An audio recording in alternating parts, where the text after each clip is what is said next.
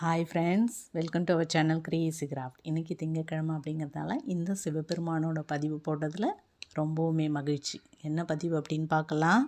பக்தனுக்காக கால் மாற்றி ஆடிய நடராஜர். இதுதான் இது எப்படி அப்படின்னு சொல்லிட்டு அது கதையெல்லாம் இருக்குது, பார்க்கலாம். அதில் அந்த பக்தனுக்காக நடராஜர் கால் மாற்றி ஆடியிருக்கார் அப்படின்னா மதுரையில் வெள்ளியம்பலத்தில் நீங்கள் பார்க்கலாம். ஸோ அதை அடுத்த பதிவில் நான் உங்களுக்கு போடுறேன். இந்த பதிவில் முதல்ல நடராஜரோட 5 சபைகள்லாம் பற்றி பார்க்கலாம் வாங்க. பரம்பொருளின் திருநடனம் உலகின் இயக்கமாகும் என்று சைவ ஆகமங்கள் கூறுகின்றன. அந்த பரம ரகசியத்தை உலகறிய செய்யும் உருவமே நடராஜர் அப்படின்னு சொல்கிறோம். பஞ்சசபைகளில் சிவபெருமான் ஆடும் திருநடனம் பக்தர்களுக்கு ஆனந்த தரிசனமாக விளங்குது.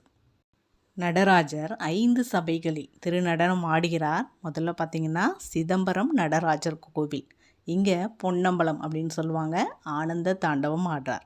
அடுத்தது திருநெல்வேலி நெல்லையப்பர் கோவில், அதை தாமிர சபை அப்படின்னு சொல்லுவாங்க, முனித்தாண்டவம் ஆடுறார்.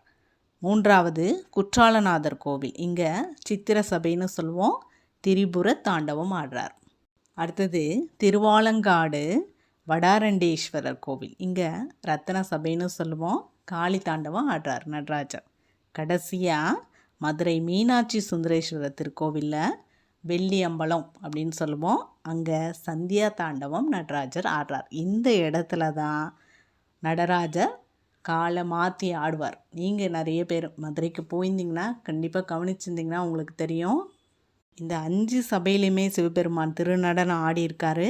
பொதுவாக மற்ற 4 சபைகளிலும் வலது காலை ஊன்றி இடது காலை தூக்கி ஆடியிருப்பார்.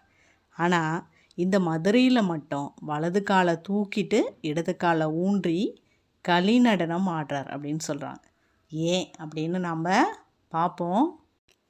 அதுதான் ராஜசேகர பாண்டியனோட பக்தி. அதாவது பிற்காலத்தில் மதுரையை ஆட்சி செய்த மன்னன் ராஜசேகர பாண்டியன் ரொம்பவுமே சிவபக்தியில் புகழ்பெற்றவர். அது மட்டும் இல்லாமல் 64 கலைகளில் 63 கலைகளில் கற்று தேர்ந்திருக்கார். ஆனால் பரதநாட்டியம் மட்டும் அவருக்கு கற்றுக்க முடியல.